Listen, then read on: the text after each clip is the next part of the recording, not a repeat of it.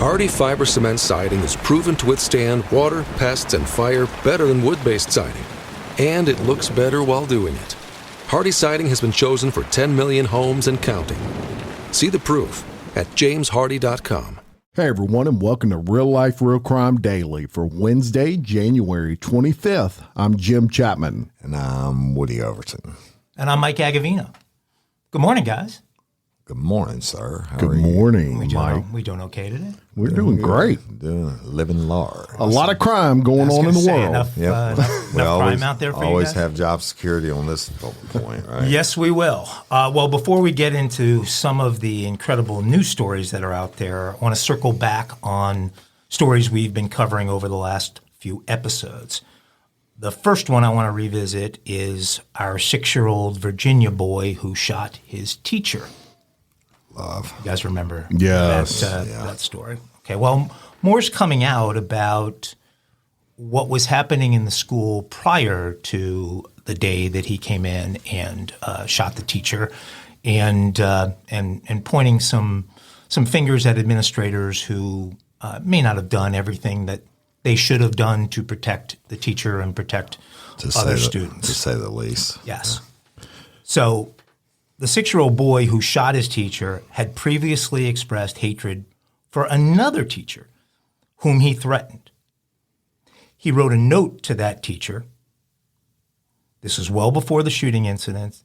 And in the note, he informed that teacher that he hated her and wanted to kill her by setting her on fire. Okay. Before you go any further, when I was in that grade, my parents actually made a paddle just for my teachers to use on me, and I deserved every lick he got. Not surprising. This dude needed a paddle. Yeah, and I'll even expand on that point just to say, if you'll go back to the other episode, the initial episode we recorded on this, one of the major issues that I had was the fact that they supposedly searched a book bag and couldn't find a daggone gun. I still want to see that video. Yeah. So, you know, what this update did for me was it just kind of verified the stupidity of not only the school, but we're going to get into some things that were even more shocking that we found out with this case. Yeah. Yes. So that teacher that received the threat about being set on fire went to administrators at that Rich Neck Elementary School in Newport News, Virginia, and she was told to drop it. Drop it. She was told to drop it by the administrators. This is according to the Washington Post.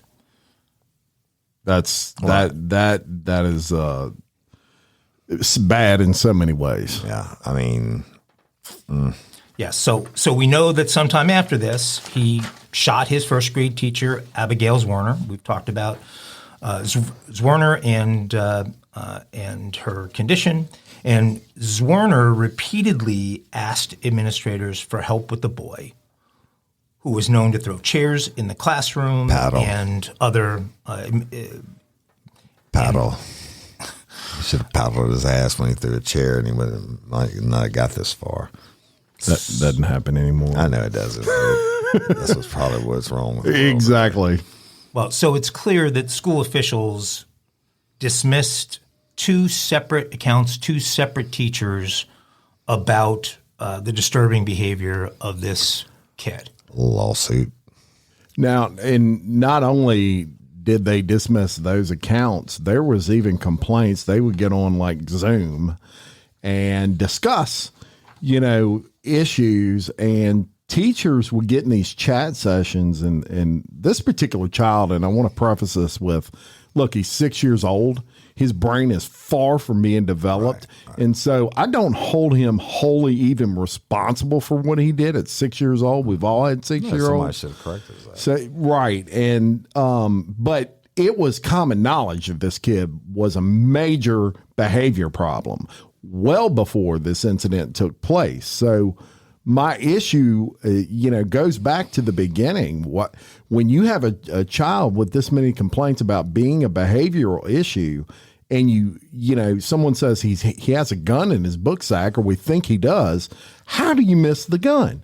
It shocks me. You should have double checked him after he told his other teacher he was going to set her on fire. It shouldn't have been at school at that point. Right. Period. Teachers had participated in these regular chat sessions with the superintendent and claimed in those sessions that Zwerner, the teacher that was shot, repeatedly raised alarms about this kid's behavior and asked for help dealing with him through the school year. And she asked several times. Other teachers chimed in, and school administrators ignored those concerns about the 6-year-old's conduct, claiming the school was not equipped to provide proper care for him. At some point, somebody needed to realize that they either needed to get this kid out of the school and put him somewhere else, or put some very specific measures in place to try and control his behavior. At least watch him. Or at least shake him down. Minimum. And believe it or not, the mother and father, there was actually a kind of an order or a care plan where they had to attend school with the child. It just so happened that this particular day they did not. And it goes back to, initially I'm like, you kind of have to blame the parents because he got his hand on a gun. But part of me was like, giving them the benefit of the doubt that maybe they didn't know that he had the gun in his book sack. Here's the thing. I didn't realize the kid was practically a little Charles Manson here and the worst kid in school. And it's so bad, in fact, that his parents were attending class with him. You should have never had a gun. Obviously, your child, and I feel bad for this child, but obviously this child had major issues. Right. How could you not be cognizant of that? Right. It's shocking to me. I will go on record saying that this is probably the first 6-year-old anybody's ever had, threatened to set their teachers on fire and throwing chairs, and their parents going to school with them, and certainly, as we know, shot his teacher. I mean, just whole bunch of new policies and procedures will come out because of this boy. Well, the family issued their own statement, the boy's family, saying that their 6-year-old was, quote unquote, under a care plan, as Jim just said, that included his mother or father attending school with him and accompanying him to class every day. But for some reason, which we don't know yet, hasn't come out in any of the news reports, stopped the week of the shooting. So I don't know whether there was some sort of declaration that this was no longer necessary, or there was some kind of conflict scheduling-wise where the parents couldn't do it that particular week. They went on to say, we will regret our absence on this day for the rest of our lives. Yeah. I think we all agree they probably will. Yeah, and there's no excuse when you have a child with a behavior problem that major to even have a gun. That thing should have been locked up behind lock and key with a password protected and everything else. I can't wrap my mind around I agree with you on that, and I'm not one for lawsuits, but this teacher, I hope the school has a big-ass insurance policy because she deserves every penny she's going to get. 100. For sure. Second update, we're going to revisit our criminal mastermind, Brian Walshe, and his still missing wife, Ana. You guys will remember this story, this incredible story of the woman who disappeared on New Year's Eve, and the elaborate tale her husband Brian Walshe told of her disappearance. Well, last Wednesday, he appeared for his arraignment, and the charges at the arraignment were murder and illegally disinterring or moving a body. So those are the two charges. He pled not guilty to those charges, and prosecutor Lynn Beeland gave quite a statement in the courtroom that all begins with, rather than seeking a divorce, Brian Walshe dismembered Ana Walshe and discarded her body. So on the list of options you have to separate your from your spouse, divorce, or weren't there some other choices between divorce and the Divorce and dismemberment and discarding of a body? I think I'm not trying to make light of it, but it really comes down to economics for him. He didn't want to pay a divorce attorney and alimony and all that, so he just killed her and cut her up. I don't know why this story doesn't have more national coverage than it does. I mean, but we've covered it, and everything from him lying about, she just left at midnight or whatever. She had to go into work, and come on, man. That's a real living human being, his wife, his forever partner, and he cut her up. And from all accounts, an amazing woman, a professional, very well respected, in her work. And Brian Walshe was not the slickest of criminals you would ever meet. Number one, and we've discussed this before, anytime a wife ends up missing or dead, the first person they're going to look at is the husband, whether he did it or not. It's a process of elimination, Woody, I'm sure, for detectives. Yep. And prisons are full of dummies. Yeah. It's hard to catch. And they have one on the way. Right. This guy would be near the top of the list. So Beelan presented an array of evidence along three general lines. Okay, one, discoveries of Ana Walshe's blood and personal items in local garbage. Two, the GPS phone tracking data showing Brian Walshe's movements during this period of time. And three, Google search data related to dismembering of bodies and disposing of bodies. Clear your search history. Well, you'd have to do more than that. Destroy your computer. Hillary Clinton could tell you how to wipe that. Destroy your compuder. Wipe that But email. hey, how fucking stupid do you have to be to research that shit and then do it and then leave your computer in the house? Prisons are full of dummies. Well, Walsh's defense attorney, Tracy Minor, said in a statement after the arraignment that she wasn't going to comment on the evidence directly, but suggested that the prosecution's case against her client is weak. Miss Minor, your client's going to prison. She said she has not been sent the evidence yet. And, quote, in my experience, whereas here, the prosecution leaks so-called evidence to the press before they provide it to me, their case isn't that strong. Miss Minor, I doubling down. Your client's going to prison. I can't wait to get to the Google searches of this story. So here, let's just review Prosecutor Lynn Beelan's review of the items that are part of her, quote, weak case. Right. Okay, so we'll just go through these pretty quickly. 10 bags of evidence were found at a garbage collection station, and Walshe had thrown away at his mother's home in Swampscott. The bags contained a hacksaw, hatchet, towels, rags, gloves, and a heavily stained rug. And the body will be found near there. A Tyvek suit, Ana Walshe's COVID-19 vaccination card. Jesus. Okay. And Real Life, Real Crime Daily investigators have confirmed that dismemberment is not a known side effect of the vaccines. Yeah, right. Hey, the other thing is, think about this, y'all. All that shit they found, he touched it. His DNA is going to be on it. And again, I'm tripling down. Defense attorney, your client's going to prison. There was also a nice Prada purse that she often carried and a necklace found at that garbage collection site. The state crime lab tested the bloody items in the bags and found DNA from both Ana and Brian Walshe on a pair of slippers and the Tyvek suit. But the DNA on the bag, he can explain away his DNA, his wife. Yeah. Explain your DNA on the bag.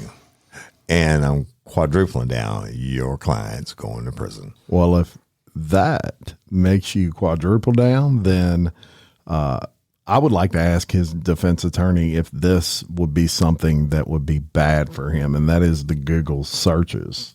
They're going to say, "Oh, well, anybody had access to computers. Somebody else did it." They're going to say anything, but that he did it until it comes down to the nut cutting, and he takes a plea bargain for life. Well, I believe it was his son's iPad that they found the searches on. It's on the son now. Unless the son was looking to frame the father, I think Brian's brilliant move was, they'll check my stuff, but they're not going to check my son's iPad. So let me use. He should have had his son roll around and the COVID vaccine card and all the jury and the person before he threw out.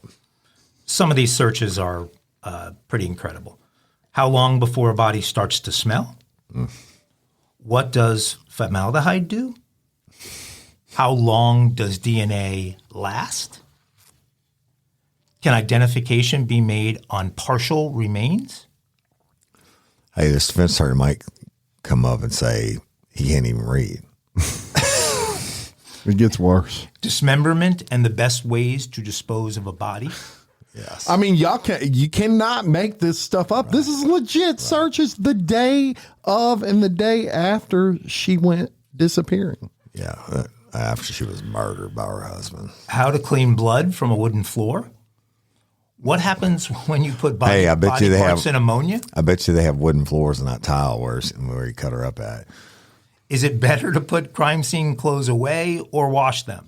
I can promise you I've never made that Google search. I mean, these are insane. Is it better to use Tide or is a hacksaw the best tool to dismember? Can you be charged with murder without a body? I mean, there you go. And let me tell you, that defense attorney can't weasel her way out of this. That's open and shut right there. The defense attorney's going to do it. They always do. Well, anybody can search. Our hearts go out to this lady. Yeah, and nobody deserves to be murdered. We're making light of this dumbass. We're making fun of that guy. But he's going to get what he deserves. Well, last episode we highlighted his Home Depot $450 shopping spree and the items he'd bought, but he also went to Home Goods and purchased 3 rugs. So I can think of no better time to do a little home decorating than when your wife is missing. One of those rugs is on that wooden floor. Yeah. And the other 2 probably have a body in them. Yeah, you're right. A little bit about his history that we weren't aware of last time we talked about him is that in 2014, Ana Walshe told police that someone threatened to kill her and her friend, according to an incident report CNN obtained from the Washington, D.C. Metropolitan Police. A spokesperson for the department confirmed that Brian Walshe was the person involved in the report. So now we're going back 9 years to find that this guy was making threats nearly a decade ago, right? Unfortunately, at that point in time, Ana chose not to move forward with and file charges, and so he convinced her at that point in time, I guess, that he was going to change his behavior, and unfortunately for her, it was only a matter of time. In 2019. He was described by relatives and family friends as an angry and dishonest person who had swindled money from his father, Dr. Thomas Walshe. He'd been disinherited by Walshe. Walshe's several of his dad's friends have come out and made statements about Brian being diagnosed as a sociopath and a very angry and physically violent person. So, and then we know again from last time that he was indicted on federal charges in 2018 for selling the fake Andy Warhol artwork, and that he had pled guilty to those charges, and he'd actually been on house arrest and monitored as he was awaiting his sentencing. And so this is clearly tragic, unbelievable that this guy thought he could get away with any of this. Given the history. He's a prime example why we build prisons. Spark something uncommon this holiday with just the right gift from Uncommon Goods.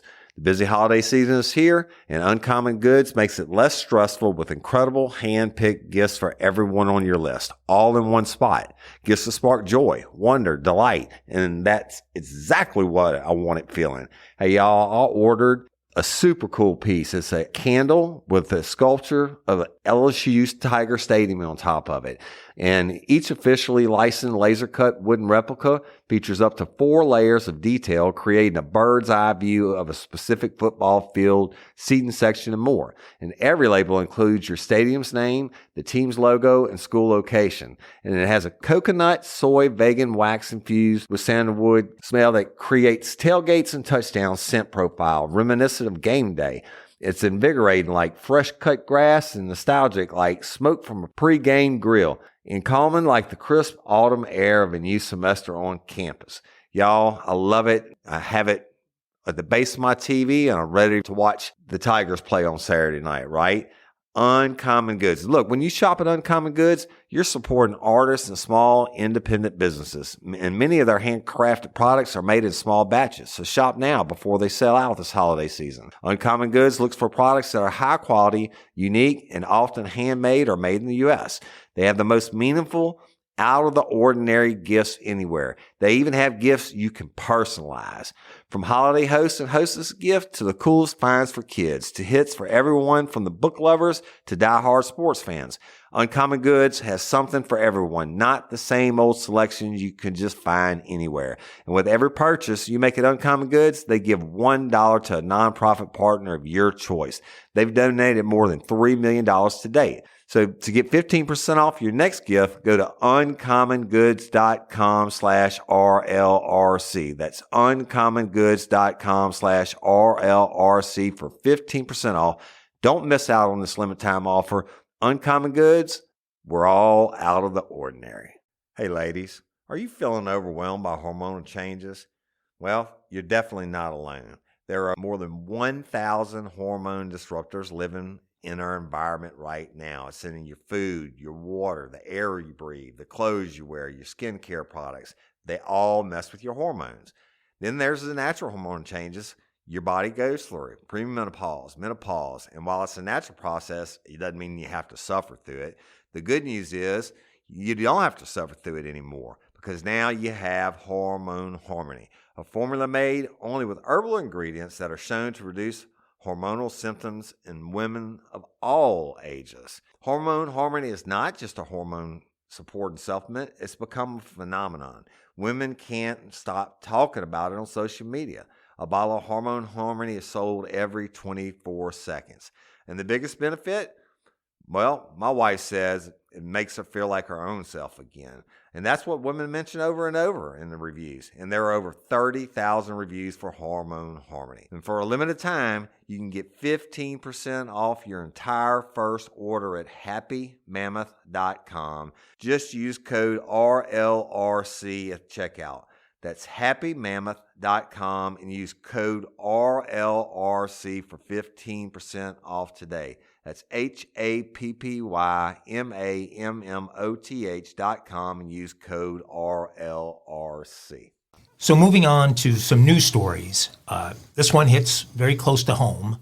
A 19-year-old LSU student named Maddie Brooks was killed last week, and we didn't know much about it at the time, and a lot more has come out. Other than she was killed by a vehicle, right, on Burbank. And I'm like, it's a lot of LSU partying down there.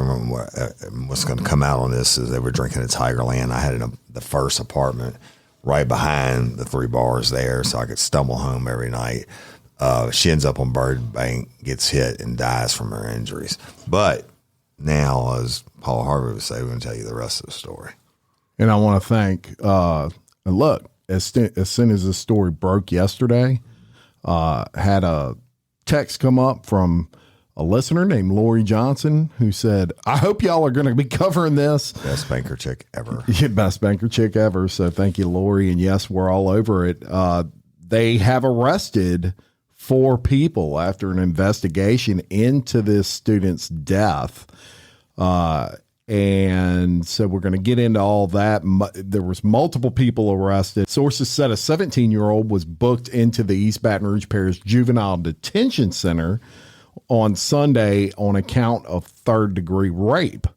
He was assisted and in a car with an 18-year-old man identified as Kavion Washington, along with Kason Carver, who was also 18. Now, Washington faces charges of third-degree rape, and Carver was booked as a principal to third-degree rape. And a fourth suspect, 28-year-old Everett Lee, who was identified as the uncle of Washington, was also booked as a principal to third-degree rape. Now, what is a principal to third-degree rape? To you. First of all, let's talk about third-degree rape. Okay, third-degree rape is when you rape somebody, you have sexual intercourse, penetration, no matter how slight. It could be your earlobe, your mouth, your nostril, your anus, your vagina, whatever. When the person is incapacitated due to being intoxicated or by alcohol or narcotics. And principle 2 means you were there when it happened, you didn't do shit to stop it, and you didn't report it. That's 1427, Louisiana Vice Statute 1427 is principle 2. So principle 2, you're just as guilty. Yes, and so when this case initially broke, it was this sophomore at LSU was hit by a car. It was tragic. Is what he said. It was something where you looked at it and it happened around the Tigerland area of Baton Rouge, which is made up of many bars. So the assumption was she got drunk, stumbled out in front of a car and got hit. Incidentally, the vehicle that hit her was a rideshare gentleman and not at that time suspected to have been under any sort of influence of alcohol or narcotics or anything. It was just a situation where she stumbled in the road and got hit. This news broke, and it is disturbing to say the least when you have a rape that now has taken place, according to reports, and people have to be held obviously accountable to that. Some of the questions that came up before we even go any further into this is, how did she get in a car with 4 guys when she's out drinking at a club? Her blood alcohol level was 0.319% at the time. And I want to talk about that. Not only is that almost 4 times the legal limit, okay? When I was in law enforcement, if you stopped someone for DWI and brought them in, they blew on the machine. If they hit a 0.30, you had to immediately call an ambulance. All right. 0.319 is stupid. Now I'll tell you another little quick story. Back in my day, when I was in uniform patrol, it was my night off, and I said, you know what? I really want to test the machine, right? I'm going to see how much I can drink and how short of a time and what I'll blow. And I was like 250, 260 at the time. I drank a case of beer in an hour and a half, shotgunning them. I mean, almost to the point I pretty much was blacked out, and I blew a 0.14. So this little bitty girl blowing a 0.319, I can guarantee that's alcohol poisoning, basically. And so that's what goes back to the third degree rape. You have to know that this young lady is passed out, or they said she gave several different addresses, et cetera, like that. But that's what they're saying. But I'd be very surprised if she was even coherent when they raped her and they put her out of the car and she gets hit by Uber. And here's yes, I agree. And here's one of probably the biggest problem I have with this whole thing. And that is Washington, who surrendered to the police, actually contacted the media. WBRZ's Chris Nakamoto right before he surrendered and gave him a statement. And in that statement, he said he had sex with Brooks before she died and that it was consensual. That makes me want to slap him because if you have a 0.319 alcohol percentage, there's nothing consensual there. Wake up. And certainly he didn't have an intoxilizer machine to register her a 0.319, but a 0.319. Remember, y'all, I was twice as more than twice this girl's size, and mine was a .14 after a case of beer. Okay? Certainly he knew she was drunk. Absolutely. And right there, you can't consent. Well, I mean, you're drunk. and she was in the sorority and everything else. I'm sure I have no direct knowledge, but I'm sure when you're out at the bars, like when it used to be back in the day and I was in a frat, you're out there with your people, right? At some point she gets separated out. Maybe they're in there and they notice this young, attractive female and they cut her out of the herd. I don't know. But she ended up in the backseat of a car, and you can't have consensual rape when somebody's not even awake. That's right. And Washington also consensual sex. And Washington also did go on to tell Nakamoto that the other suspects and Brooks left Reggie's, which is a bar at Tigerland, after a night of drinking. He said he and another teen had sex with Brooks in the back of a vehicle. That really pisses me off, because they're saying that Brooks is basically a hoe and had sex with two people consensually in the backseat of a car. Carver and Lee, who were also in the car, they were in the front seat, and that's why they are accessories to rape. The issue also here for me is, how the heck did she, I'm sure she was drunk and just kind of wandered off, ended up with these guys somehow. But a lot of the ladies listening out there right now, when you were in college and you went out and you were drinking, and us as guys, same way, you're in groups. And I would imagine, especially girls, you kind of look out for each other. And when you see one has had a little bit too much, you're going to keep your eye on her. You're going to watch her. Where are you going? Why are you talking to those guys? Come back over here. I'm not saying that didn't happen, and I'm not saying that this girl didn't just wander off on her own away from her friends and they just lost track of her. But the ladies that I have talked to about this incident already, that was their first question was, right, where were her friends? And I have a 24 and a 23-year-old. I have 24 and 23-year-old daughters. Both of them are absolutely beautiful. I know they go out and they party, but I tell them all the time, watch out for each other, right? And, absolutely. And we're not throwing shade on this victim, y'all, because she is absolutely a victim. But I'm throwing this as a daddy to you. Tell your kids, stay when they're at that age, you think nothing can happen to you. This is proof, and young Miss Brooke being raped and then murdered is definitely proof. Well, and it's going to go back to you watch what's going to come out on this. The bars are going to get in trouble. They're going to go back and pull video footage. Somebody overserved this young lady. Sure. It's a great point. When you go out in a group, and for different reasons, we used to do this as guys, but if it's a group of 10, 12, 15, however many people, pick a wing person, a wingman, a wing woman. And, you're bonding with each other, that you're leaving the place you went to together, regardless of who gets into what flirty behavior with whom. You're locked and loaded together, and you're not going to separate until you return home. Yeah, at the end of the we night. had rally points. Like Tigerland, there's 3 board. Back then it was Fred Sports and the Tiger. Yep. And we had a rally Thirsty point Tiger. at the end of the night. Everybody meets here. If you hook up, then let us know you hooked up and you're good to go. A lot of times it's because we ended up in fist fights. But take care of each other, people. And my heart goes out to this young lady's family and all her friends and everybody, her sorority sisters, and it's just absolutely tragic, and them raping her. Basically, y'all, the street term for that is dead horsing.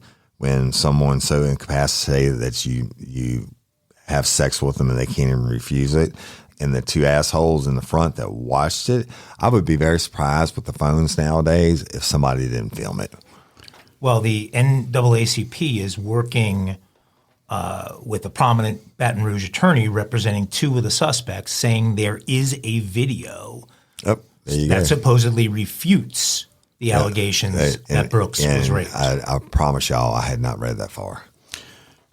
I think that they're saying there's a video. So obviously a guy took his cell phone and absolutely. that makes it even sicker. One of the guys in the front seat beautiful.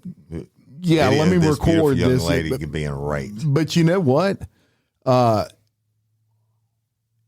What sticks in my mind is it's third degree rape no matter what, because she had a 0.319 alcohol level. This girl is not making decisions she would make sober. Did they rape her as if you walked in a window and just screwed somebody? No. They can't say, because blood alcohol can go up as, even though you quit drinking, it'll still rise for a while. But that's her being that hammered and I think the video is going to show that they were doing it. Maybe she was saying no or mumbling or straight passed out. And they're like, get a video of your ass going to prison. And then on top of all this, one thing that we do need to mention is that after these rapes took place, Washington also went on to say that Brooks gave him multiple addresses that were different. So they're at this point being the nice guys. They're going to bring her home after they third degree raped her.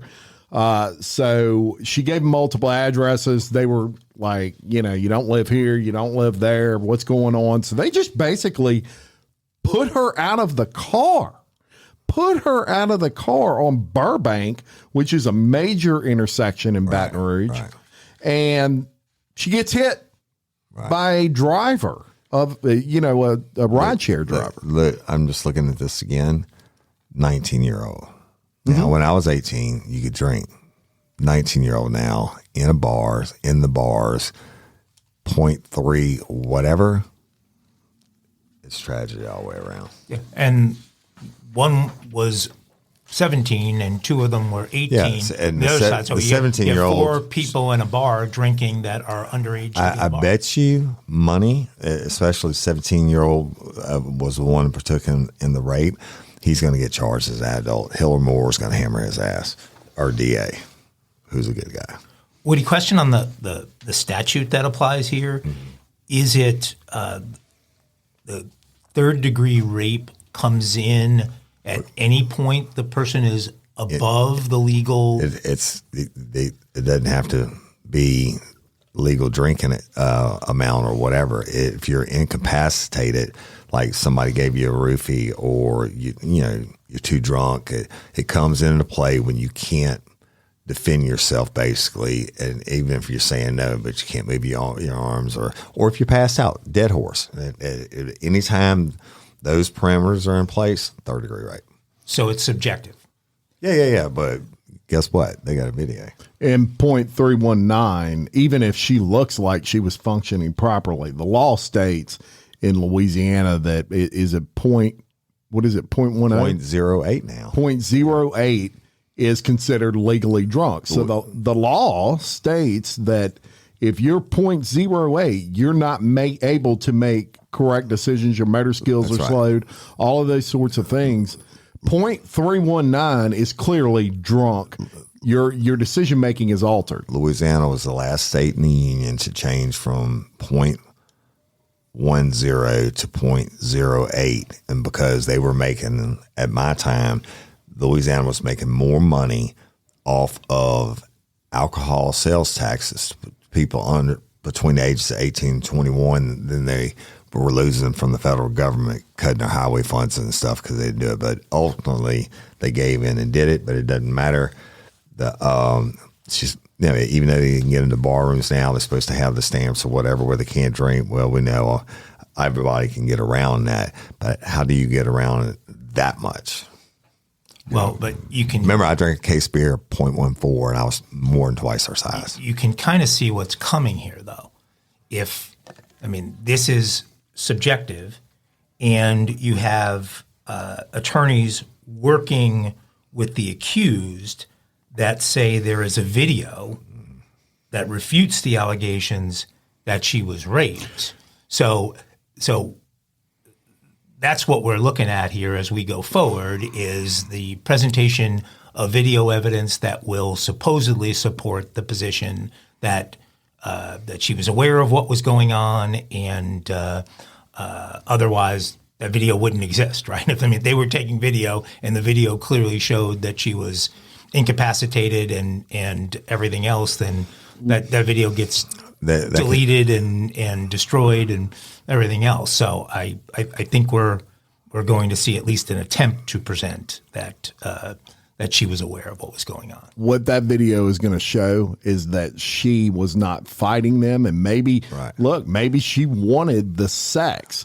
The thing that everybody's missing is you can't consent to the sex if you're drunk and it not be considered rape to that capacity. Yeah. It's one thing if you have a margarita and your blood alcohol level is 0.08 and it's right at the drunk limit, and you have sex with someone and then you decide that was a bad idea, and you would have a legitimate argument there. 0.319, there is no one walking God's green earth that can drink and have a blood alcohol level of 0.319 and not look and act like they're totally shit-faced. Yep. And even if the video, and I'm just speculating, y'all, if the video, in whatever way shows there was some enjoyment there or whatever, it doesn't mean you're not so fucked up that you can't give consent. That's why they have a law. That's why a third-degree rape is. So these attorneys coming in and whatever, we'll see. I can promise you we'll have more updates on this story. For sure. Moving on, in a weekend that brought us all kinds of crazy stories and murders, we have coming out of East Los Angeles the mass murder of now 11 people in Monterey Park, California. And authorities are still trying to determine for sure the motive of a gunman who killed, like I said, now 11 and injured 9 others at a dance studio in Monterey Park. The suspect, who's a 72-year-old man named Hu Can Tran, was found dead of a self-inflicted gunshot wound in a van in Torrance, California on Sunday. Hell or jail. He's going where he belongs. Which was the end of a manhunt that started in Monterey Park and took them to Alhambra, which is about 17 minutes away. And apparently this guy was looking to light up another dance studio, this one in Alhambra, and was stopped by some people who spotted him with the weapon and were able to wrestle it out of his hand and get him out of that dance studio, or we'd be collecting more bodies in this case. It's just crazy, absolutely crazy. Who knows what's in someone's mind? At least this guy took his own life. Hell or jail. Hearts go out to the families. I mean, shit is just everywhere, and it's nonstop. In Baton Rouge this weekend, in one nightclub, 12 people got shot. They could just as be 12 dead as it was 11 dead there. I don't even know what to say about it anymore. Hopefully in the days to come, we'll find out more about the motives of Hu Can Tran and exactly what went on here. I did find interesting with this situation in that the state that this came out of was California, which has one of the toughest gun laws, if not the toughest gun laws in the country. And so, I mean, to me, it's just proof that the responsibility lies in the people, and China has some of the toughest gun laws in the world. Great Britain, same way. Mass stabbings. I mean, if someone wants to kill, they want to kill. They're going to do it, period. Well, the thing that really kind of drove me crazy as I was watching the early reports on this story, before they knew who the gunman was, you just got a feeling like the media was prepping and stoking for this to be a race-related incident, almost cheering for it to be racially motivated, quote-unquote, hate crime. And I couldn't help but notice that the Babylon Bee, the satire site that pokes a lot of fun at both sides of the aisle, but predominantly at liberals, put a fake story out that really got to the core of what I just said, which is the Babylon Bee, immediately after the news of the horrible attack broke, said, as of now, it's unclear how bad the attack is or whether anyone should care about it. since authorities have not yet released the skin colors of the perpetrator and the victims. Bullshit. That's such bullshit. It's crazy. It's crazy that 11 people were murdered besides the fake news story, 11 people were murdered, and this shit doesn't get more national attention than Real Life Real Crime Daily, basically, after it happened. That's because we cover it all around here. That's right. Hearts go out to the victims. Fuck the bad guy. Yes. Pretty heavy so far, guys. So I think we should lighten it up a little bit. Love it. Yeah. Agree? Lighten it up. And this story definitely does. Tell them about Killed Him Good or We something. lighten it up with some espionage news. This story I just could not believe. So, Real Life, Real Crime daily investigators have learned that late in the 1990s, a sting operation led to the mysterious NSA ban of Furbies. You guys remember Furbies? Yes, I do. I bet you Robotic pets. half of our listeners don't, but yeah. I hated these things. Well, I can safely say I never owned one. I didn't even know they were spies at the time, and I despised them.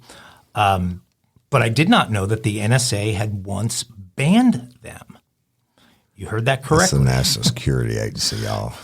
It's not NASA. In 1998, Furbies hit the store shelves just in time for the holiday shopping season and created a frenzy. And I remember that. I mean, a frenzy. It was like the Arnold Schwarzenegger movie Jingle All the Way, where he's they're fighting for the kid, he's the fighting one for doll. Yeah. whatever that guy's name was. What was the superhero's name? I can't remember, but That was a great movie. Turbo Man. That shit Man. happened They were all the fighting for time, whether it Turbo was Man. Cabbage Patch Kids or whatever the hot toy was for Christmas. Fur babies were it.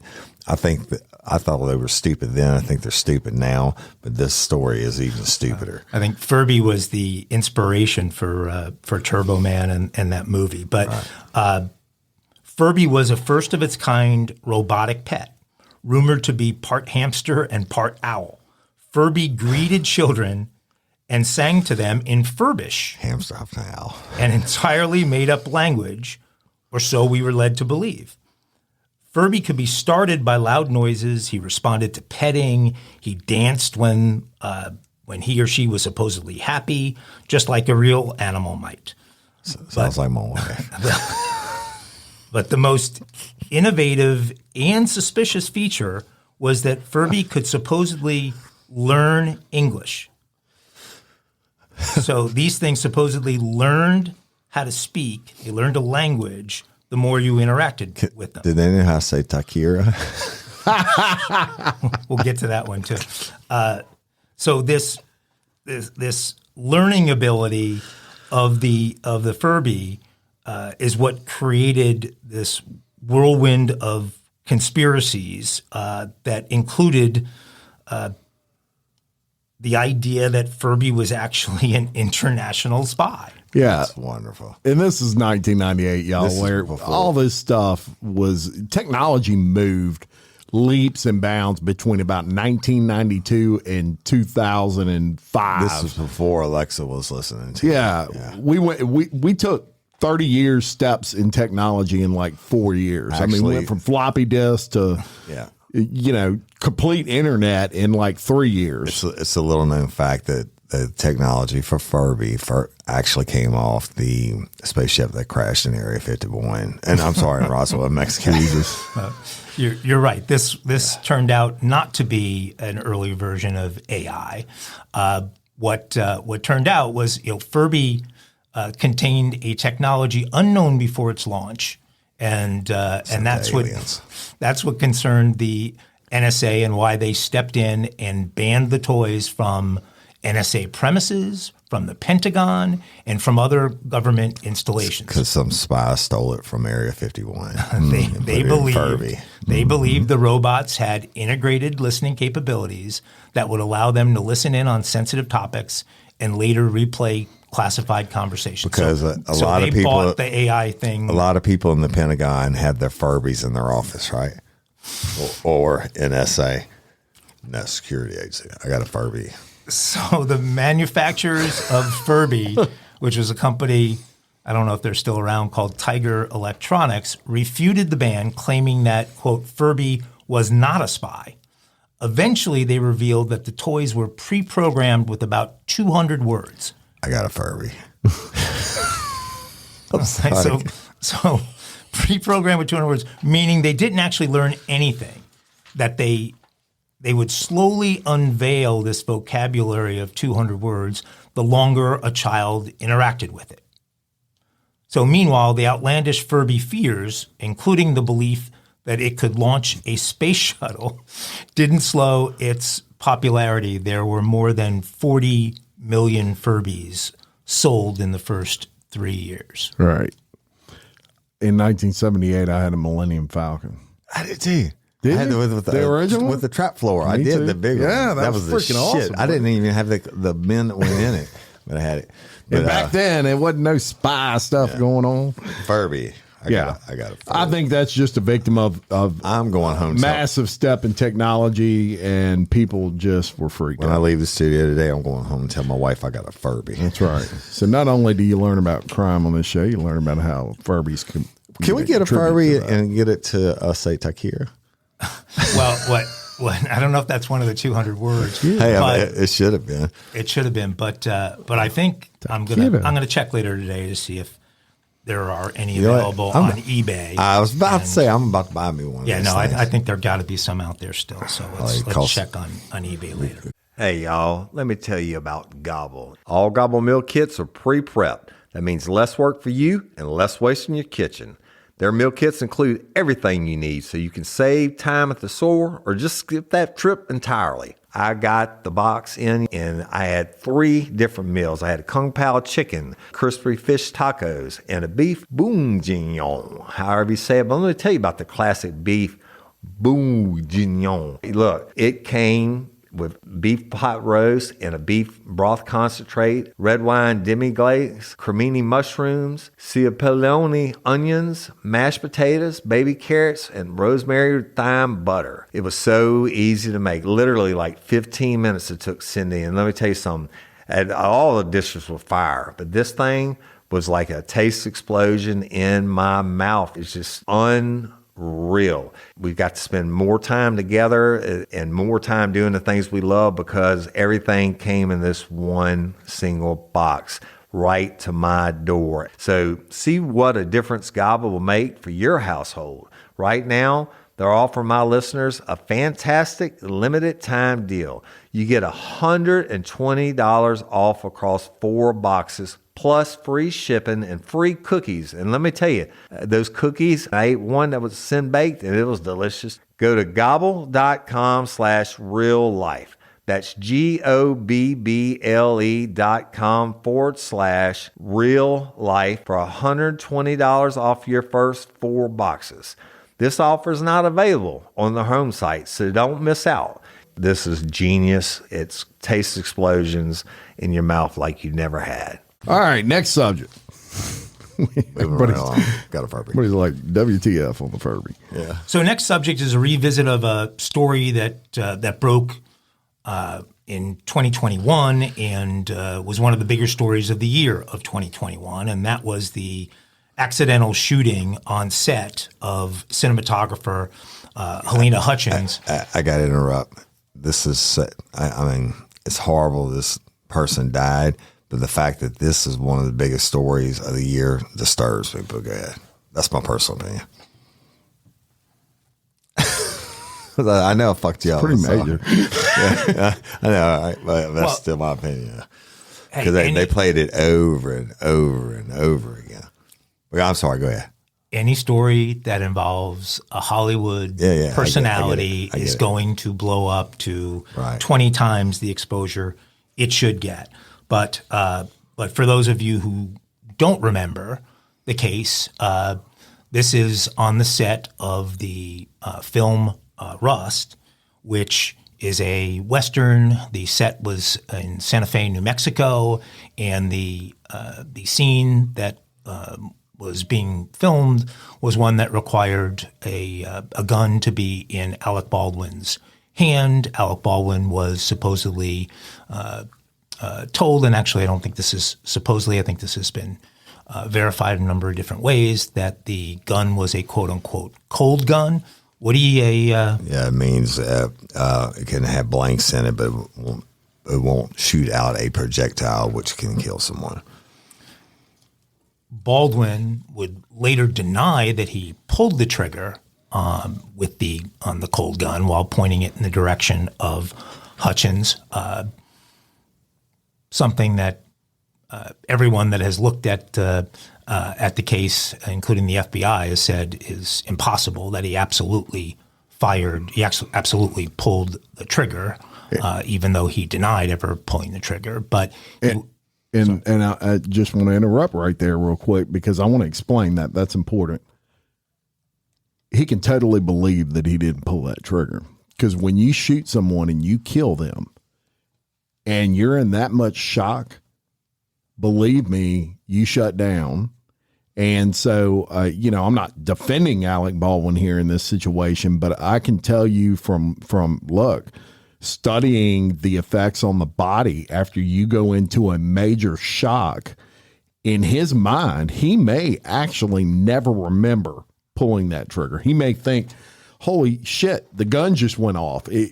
Your mind goes through a lot of things when you go into shock. And I guarantee you, I don't think Alec Baldwin, I think it's ridiculous for anybody to think Alec Baldwin shot and killed this lady intentionally. No, I don't think he did. So if he pulled the trigger, my thing is he may not even remember doing it. Yeah.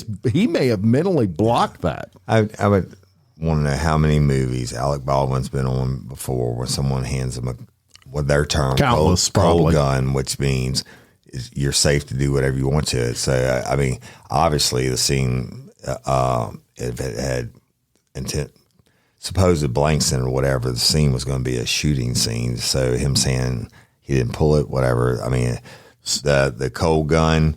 If you're in the military, like if you're handing something off, you're in a line, you're in a search, whatever, you're handing something dangerous back.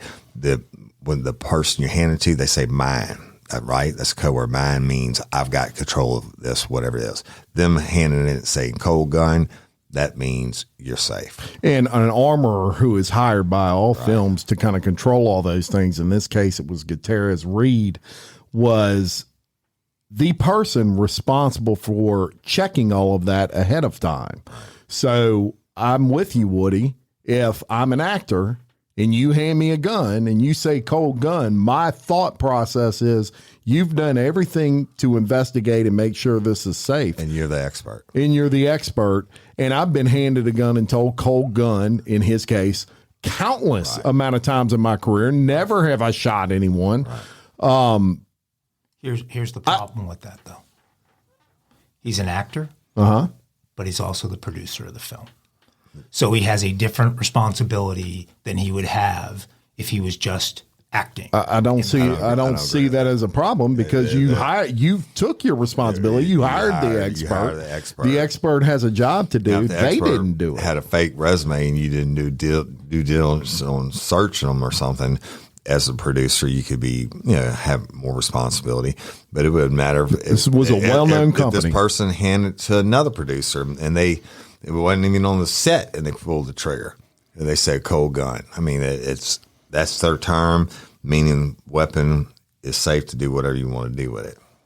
This was a really inexperienced armorer.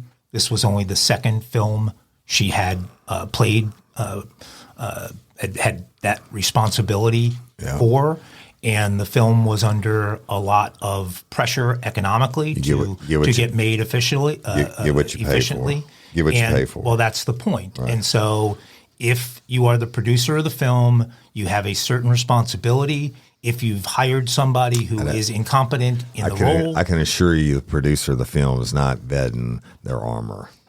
Well, here's the thing: the company that she worked for was a reputable company that had experience in many, many films over the years. That's her company's responsibility to make sure she's trained, to make sure she's repaired. It's not the producer of the film. They're hiring. Right. They're hiring the experts there.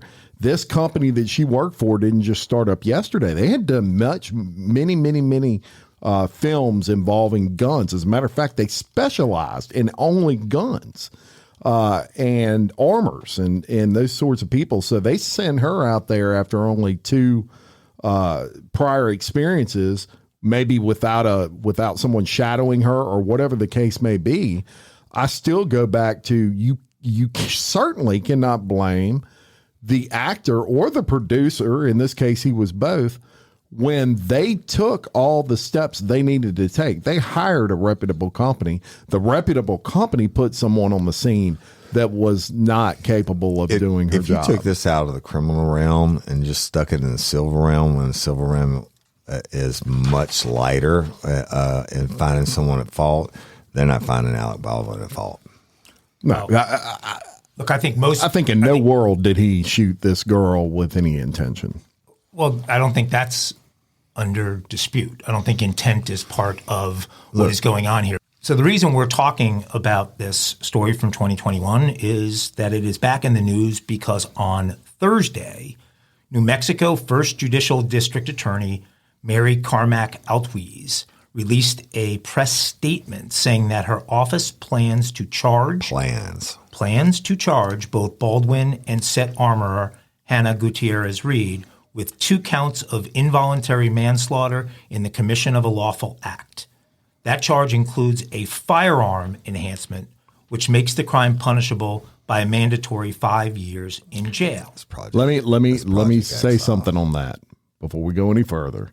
So you're charging Hannah Gutierrez Reed with the same crime as Alec Baldwin in this case, and she was the one responsible for making sure that gun was cold. She was the one who handed it to Alec Baldwin and told him it was cold, but yet his responsibility matches hers. That's not correct. She is not the one who handed it to him and told him it was cold.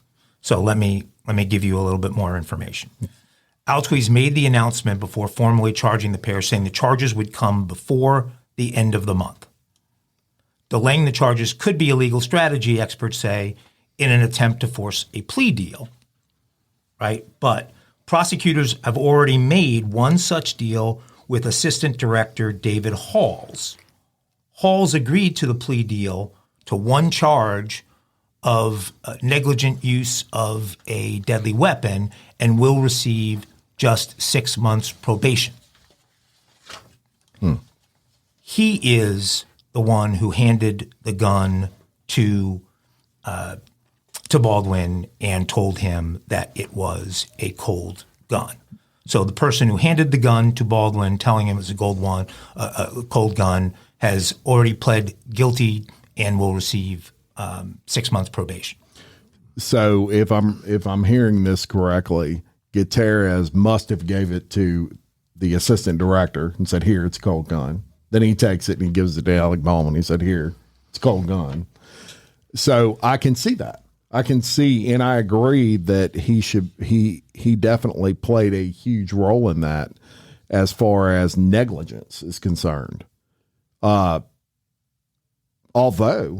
there's an argument there to say that he was told it was a cold gun from Gutierrez Reed.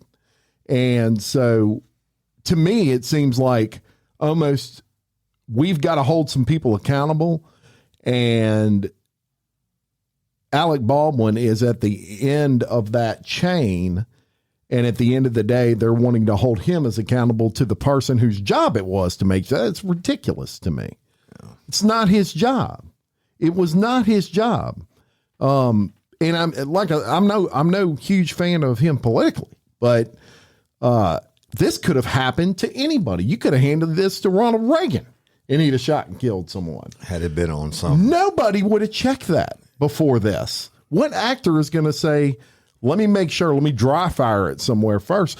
They don't do that. That's not how it works in film. They assume that these people are correct. So that's why I'm so passionate about it. It's also going to change from here until the end of time, the way films are made. Yep. New policy and procedures. Hundreds and hundreds and hundreds and hundreds of productions have been made with guns without anything like this happening. Except for Bruce Lee. Well, that was a blank though. That was that a killed him. wad that came out of the plane. Yep. I'm sorry. He's the producer. He's in charge of the entire production. He's responsible for all the people on the set. A general in the Army hires. is responsible for all the troops. It doesn't mean they're always going to make the right decisions, right? Right, doesn't. but if he can prove that all his due diligence was done, he hired a reputable company. He didn't hire a flight. He spent the money, right? If it can be proved that he did everything possible to ensure an incident like that didn't happen and it happened anyway, how can you hold him You got to responsible? be able to delegate. You're hiring what you think are the right people. He can't micromanage every fucking bullet that goes into, or alleged fake bullet that goes into a gun. Well, at the end of the day, it's how did a live round get on that set anyway? Okay, well, That's interestingly, Gutierrez Reed filed a lawsuit against prop supplier PDQ Arm and Prop He should have. in January, saying the company caused Hutchins' death by providing a box to the set that contained live ammo mixed with dummy rounds. Bingo. There's Seth Kenny, the owner of PDQ, denied that the live rounds came from his company in an interview he did with Good Morning America in December of 21. So we have the buck being passed through from Baldwin through the armor to the arm and prop company, and so everybody is trying to pass responsibility down the line. I think what this looks like is an attempt to get Baldwin to accept some responsibility, plead guilty to some kind of lesser charge. It's all coming down to a lawsuit. And we're likely to see that. And hearts go out to the victim because it's a senseless tragedy, period. Yeah, I just I think that the prosecution here is trying to play a card. They may charge him anyway if he doesn't plea, but Whatever. They're not going to charge him. I don't think they have a case they're going to win. This is my personal opinion. Prosecutors you love can to say they have 98.5% I wouldn't plead if I was him. conviction I wouldn't plead rate to that because of the plea bargains. You got to get 12 people, but us three at this table can't agree on it. Right, You that's gotta get actually a 12 good out point. of 12. It's not going to happen. Well, and I think we all agree that the responsibility is at least starts with in armor. some people's hands. This could have happened to any actor on any given day, and It could have happened. there's too many other hands that should have caught that. ahead Could have of happened to time. any actor, but again, when you're the producer, you have some responsibility here, and I think that's where this is But going. what is they're precedent looking- is Hey, that setting? Hey, you know what, gentlemen? Let's stay tuned and see how it plays out. And what precedent is that setting for producers going forward? Now they're all going to be responsible if something happens on a set. I guarantee you, a think producer they might now. already are, and might they have now- insurance for just those reasons. I forget Criminally, was it- I mean. You know what we should look at? We should look at the Twilight Zone movie case where William Holden lost his life in the helicopter accident, and follow the money trail in that movie where I don't know, but I'm guessing the producers of that film paid a pretty heavy price, or their insurance company paid a pretty heavy price for what happened on the set. I'm officially out of this discussion. Criminally Officially out. was what I was questioning. The other aspects of that I get, but criminally, I don't know, man.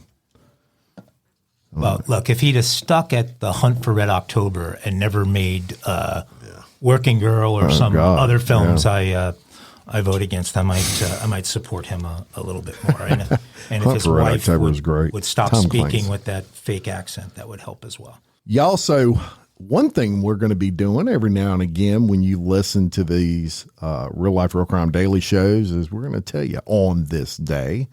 And you may be surprised to know that on this day, January 25th of 1934, John Dillinger was captured after escaping using a potato gun. Now, The bank robber John Dillinger, along with Pierpont, Mackley, and Clark, which were some accomplices of his, were captured in Tucson, Arizona. A few weeks later, he'd escaped from the escape-proof Indiana Crown Point max security prison, and according to FBI files, he used a fake gun carved from a potato. That's real, y'all. He claimed it was carved out of wood, and then even more people said, oh, no, he had a real gun. That was probably the correctional officer he bluffed the shit out of. Yeah. Yeah, that's the thing. So when you think of January 25th, I want you to think of John Dillinger escaping using a actual gun carved out of a potato. Yeah, for the record, he'd escaped a shit ton of times. Evidently, this is the only one that he used a spud gun. Very famous gangster. They called that corrections officer Spud for the rest of his career. Yeah, definitely. John Dillinger. How about different it was back then? Because these guys were famous because there was no other news. You didn't have a 6-year-old shooting somebody. You didn't have husbands cutting their wives up and everything else. Well, here's a sad story out of the Daytona Beach, Florida, New Smyrna Beach, Florida area. A woman could face first-degree murder charges for fatally shooting her terminally ill husband. This happened at a hospital in Daytona Beach on Saturday morning. The incident, authorities believe, was planned together by the couple. Charges are pending against Ellen Galan, 76, who is in custody following a standoff with police in her husband's hospital room. Police responded to the shooting around 11:35 a.m. Galan refused to leave the room at the hospital. Police said she planned to turn the gun on herself, but decided she couldn't go through with it. Apparently, because her husband was terminally ill, they had a conversation about it, and they actually planned this approximately 3 weeks ago, that if he continued to take a turn for the worst, that he wanted her to end this. Apparently, the goal was for him to do it, but by the time 3 weeks passed, he didn't have the strength to lift the gun, so she had to carry it out for him. So the authorities negotiated with Galan. Other patients and staff were evacuated. It was somewhat of a logistical nightmare because the shooting happened on a floor that had terminally ill patients, people on ventilators, etc. And so they couldn't evacuate the entire floor. They focused on the important rooms. The standoff was isolated to her room, and it's not clear at this point how the wife got the gun into the hospital in the first place. But this is a sad story. A terminally ill patient, obviously a couple that was deeply in love, had a very long relationship, and a spouse that was in a lot of pain, and a couple that made a decision together to end his life if things did not improve. And so, what do we think of Granny here?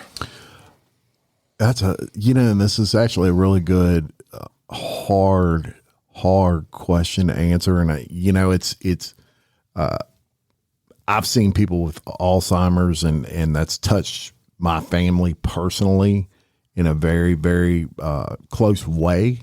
And when you see those things, you think, and in a discussion with your spouse, you might say, "Look, if I ever get that way, I don't want to get that way, and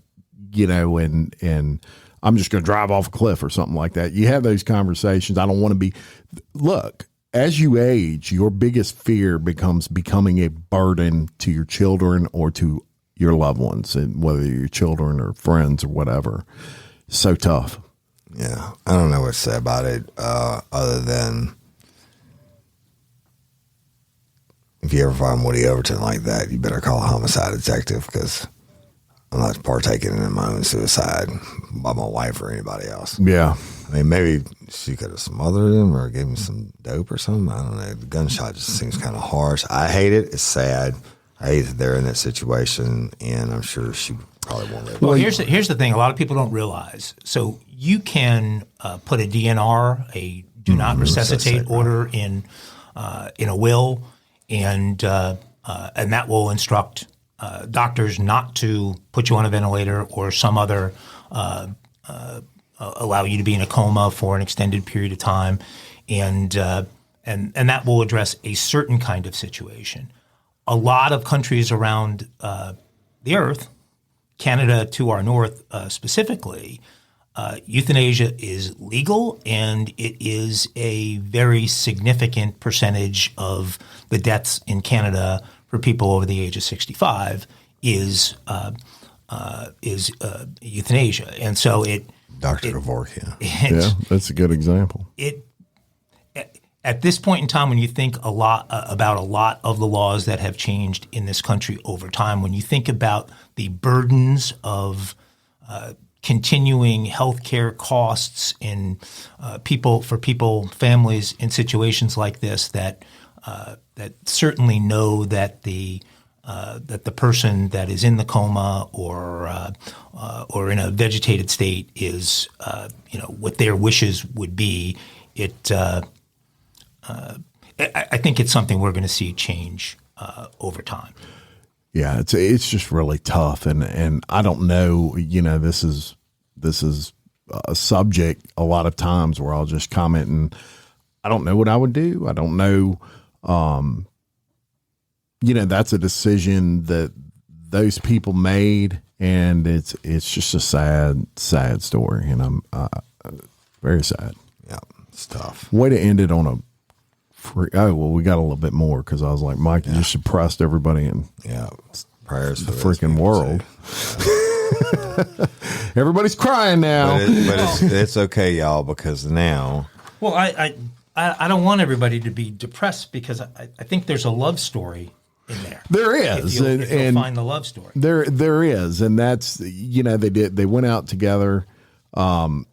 Strangely enough, I had someone on my street that I live on. The husband and wife were in the 70s. The husband found out he had Alzheimer's, and when he got to the point he started to lose his mind, he went in a camper and he shot himself, killed himself. The wife was actually the one that found him, and but his thing was he did not want to be a burden, and he knew he had become one. They didn't have kids.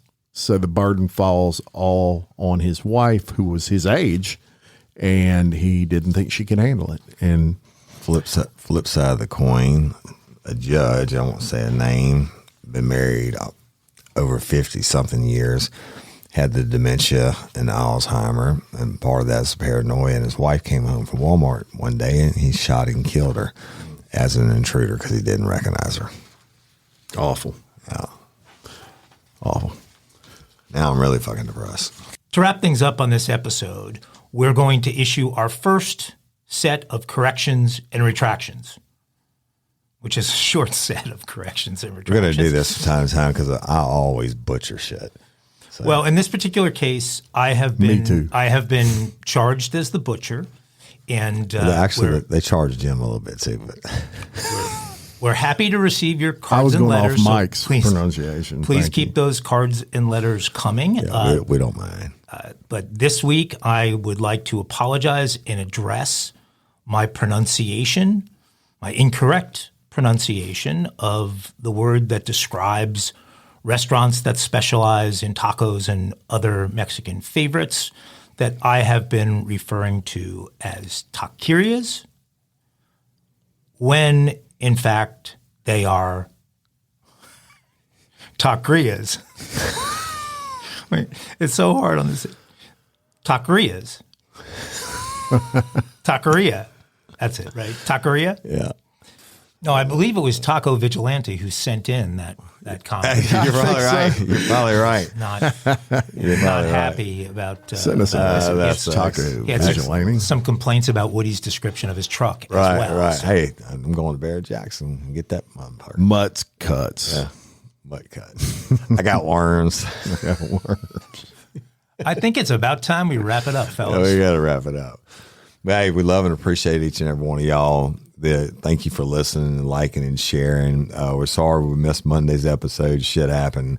But evidently it's y'all love this because everybody blew us up about the one episode we missed, but we will come at you for sure on next Monday as well as this Friday. Until next time, thank you for listening to Real Life, Real Crime Daily. I'm Jim Chapman. I'm Woody Overton. And I'm Mike Agavino. And we'll see you on Friday. Peace. Shabusiness. Shabusiness. O'Reilly. You've got questions? O'Reilly Auto Parts has answers. Need a pro you can trust? We've got that too. No matter what you need, our professional parts people have the training and expertise to help you do things right. Deep automotive knowledge. Just one part that makes O'Reilly stand apart. The professional parts people. O'Reilly.